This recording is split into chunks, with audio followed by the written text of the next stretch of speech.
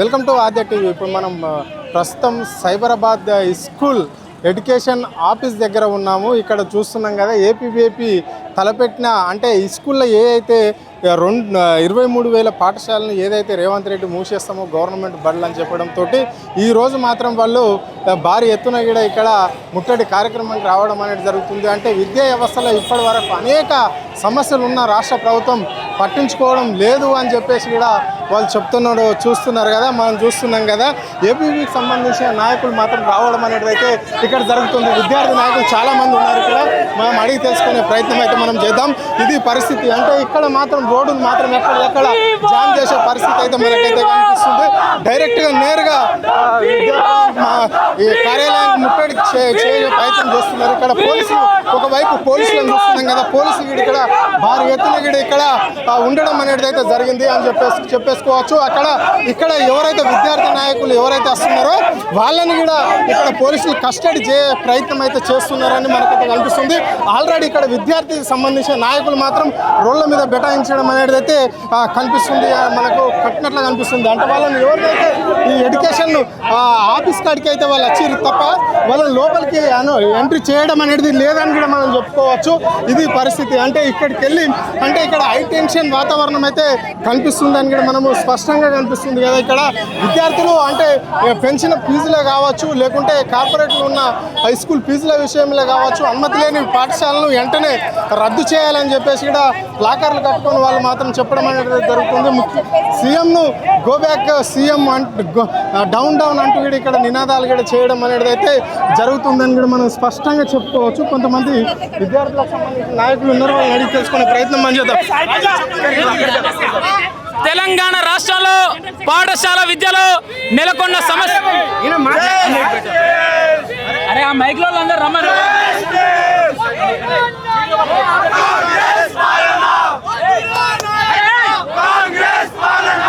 తెలంగాణ రాష్ట్రం లోపల విద్యా వ్యవస్థ పూర్తిగా నిర్వీర్యమైపోయింది. ఈ రాష్ట్ర ముఖ్యమంత్రి స్వయంగా ఈ రాష్ట్ర విద్యాశాఖ మంత్రికి ఉన్నప్పటికీ 27,000 పాఠశాలలలో 23,000 పాఠశాలలను రేషన్ పేరుతో మూస్తాను అనడము సిగ్గుచేటు. దీన్ని వెంటనే వెనక్కి తీసుకోవాలని చెప్పేసి ఏబీపీ డిమాండ్ చేస్తూ ఉన్నది. సొసైటీల పేరుతోని, ట్రస్టుల పేరుతోని లాభాపేక్ష లేకుండా మేము సర్వీస్ చేస్తామన్నటువంటి ప్రైవేటు కార్పొరేట్ విద్యా సంస్థలు ఈరోజు లక్షల కొద్దీ మెడికల్ ఫీజుల కంటే, ఇంజనీరింగ్ ఫీజుల కంటే ఎక్కువగా వసూలు చేస్తూ పేద తల్లిదండ్రుల యొక్క రక్తం తాగుతున్నప్పటికీ కూడా రేవంత్ రెడ్డి చోద్యం చూస్తున్నాడు. ప్రైవేటు విద్యా మాఫియాకు బ్రాండ్ అంబాసిడర్లకు పనిచేస్తున్నాడు. వెంటనే నువ్వు ఇచ్చిన హామీ ఏదైతున్నదో ఫీజుల నియంత్రణ చట్టాన్ని తీసుకురావాలని చెప్పేసి ఏబీపీ డిమాండ్ చేస్తున్నది. విద్యా హక్కు చట్టం ద్వారా 25% సీట్లను పేద బడుగు బలహీన వర్గాలకు కేటాయించాలి కార్పొరేట్ ప్రైవేట్ పాఠశాలని చెప్పేసి ఏబీపీ డిమాండ్ చేస్తున్నది. అదేవిధంగా పాఠశాలల లోపల మౌలిక వసతులు కల్పించాలి, ప్రభుత్వ విద్యా వ్యవస్థను బలోపేతం చేయాలి, గురుకులాలకు పక్క భవనం నిర్మించాలని చెప్పేసి ఏబీపీ డిమాండ్ చేస్తూ ఉన్నది. అదేవిధంగా ఎన్ఈపీ 2020ని అమలు చేయాలని చెప్పేసి, లేకపోతే విద్యార్థులతో గోక్కున్నటువంటి ఏ ప్రభుత్వం కూడా మనుగడ సాధించినటువంటి ఈ యొక్క రాష్ట్రంలో ఏ ప్రభుత్వం లేదు. తెలంగాణ ఉద్యమ తరాలు నిన్ను ఖచ్చితంగా రోడ్డు మీద పెడతారు, నీ గల్లా బట్టి విద్యార్థులు గుంజుకొస్తారు, నీకు రాజకీయంగా భూస్థాపనం చేస్తారని చెప్పేసి హెచ్చరిస్తున్నాం. ఖచ్చితంగా విద్యార్థుల హక్కుల కోసం ఏబీపీ కొట్లాడుతుంది, వెనక్కి పోయే ప్రసక్తే లేదు, నీ మెడలు వస్తామని చెప్పేసి సందర్భంగా హెచ్చరిస్తున్నాం. ఈరోజు ఏబీపీ ఆధ్వర్యంలో స్కూల్ డైరెక్టరేట్ ముట్టడి చేయడం జరుగుతుంది.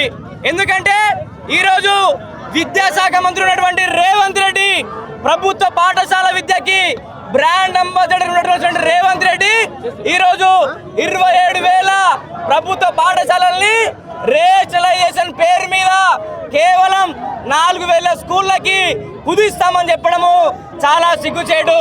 అయ్యా రేవంత్ రెడ్డి, ప్రభుత్వాధినేతగా విద్యాశాఖ మంత్రిగా నువ్వు ప్రమోట్ చేయాల్సింది ప్రభుత్వ బడులను, కానీ నువ్వు ప్రైవేట్ కార్పొరేట్ బడుల యొక్క శంకుస్థాపనలకు పోతావు, ప్రభుత్వ బడులేమో మూస్తా అని చెప్తావా? రేవంత్ రెడ్డికి మేము ఒకటే డిమాండ్ చేస్తా ఉన్నాం, నీ మనవడు ఎవరైతే ఉన్నారో నీ మనవడిని జూబ్లీ హిల్స్ లోని ప్రభుత్వ బడిలో జాయిన్ చేయాలి. ఎందుకంటే నీ మనవడేమో వేలకు వేలు కట్టి కార్పొరేట్ ప్రైవేట్ బడులు చదివితే మాలాంటి పేద మధ్య తరగతి విద్యార్థులేమో కూలిపోవడానికి సిద్ధంగా ఉన్న స్కూల్లో చదువుకోవాలన్నా, ఒకటే సార్ ఉన్నటువంటి స్కూల్లో చదువుకోవాలన్నా, ఏకోపాధ్యాయ పాఠశాలలు ఆ సారే చదువు చెప్పాలి, ఆ సారే గంట కొట్టాలి, ఆ సారే పువ్వు వండాలి, ఆ సారే వడ్డించాలా. ఇదా ఈ రాష్ట్రంలో ఉన్నటువంటి పరిస్థితి. గురుకుల పాఠశాలలు కావచ్చు, ప్రభుత్వ పాఠశాలలు కావచ్చు, ఈరోజు పక్కా భవనాలు లేక ఎప్పుడు కూలిపోతాయో తెలియక కూలిపోవడానికి సిద్ధంగా ఉన్నటువంటి పాఠశాలల్లో ఈరోజు విద్యార్థులు విద్యని అభ్యసిస్తున్నటువంటి పరిస్థితి ఈ రాష్ట్రంలో నెలకొంది. మేము ఇక రేవంత్ రెడ్డికి ఒకటే చెప్తా ఉన్నాం, ఇన్ని నిర్ణయం ఏదైతే ఉందో 27,000 పాఠశాలలు మూస్తామని చెప్పిన నిర్ణయం ఏదైతే ఉందో ఆ నిర్ణయాన్ని వెంటనే వెనక్కి తీసుకోవాలి. ప్రభుత్వ పాఠశాల విద్యని బలోపేతం చేయడానికి కృషి చేయాలి.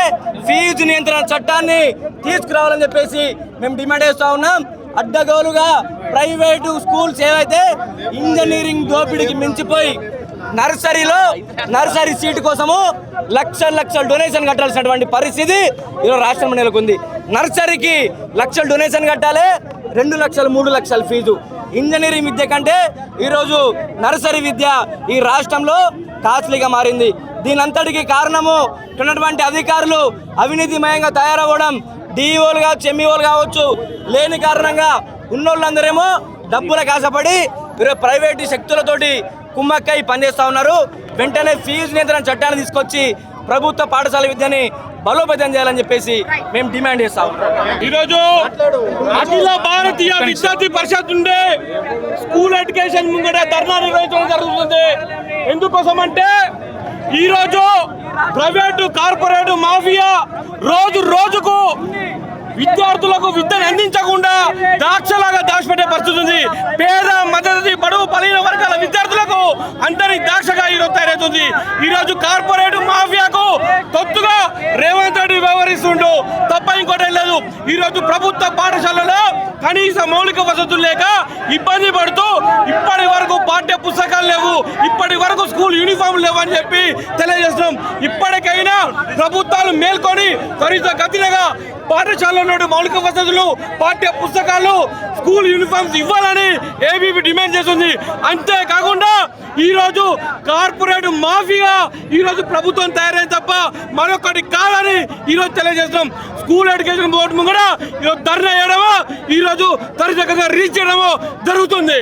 రాష్ట్రంలో విద్యార్థులు చదువుకోవాల్సిన సమయంలో ఇలాంటి స్కూల్ ఎడ్యుకేషన్లకు వచ్చి ముట్టడించడం ఎందుకు జరుగుతుందంటే తెలంగాణ రాష్ట్ర ముఖ్యమంత్రి కార్పొరేట్ విద్యా సంస్థలకు కావచ్చు, ప్రైవేట్ విద్యా సంస్థలకు కావచ్చు ఒక బానిసలాగా మారి విద్యా సంస్థలను పట్టించుకోకుండా, ప్రభుత్వ విద్యార్థులను పట్టించుకోకుండా ఈ ప్రభుత్వ విద్యార్థులను పేద తరగతి మధ్య తరగతి విద్యార్థులను బడుగు బలహీన గ్రామం మారుమూల గ్రామం నుంచి వచ్చినటువంటి విద్యార్థుల పొట్టను కొడుతూ ఉన్నాడు, విద్యార్థులను విద్యకు దూరం చేస్తూ ఉన్నాడు. ఇలాంటి ముఖ్యమంత్రి వ్యవహారాన్ని అఖిల భారతీయ విద్యార్థి పరిషత్ తీవ్రంగా ఖండిస్తూ ఉన్నది.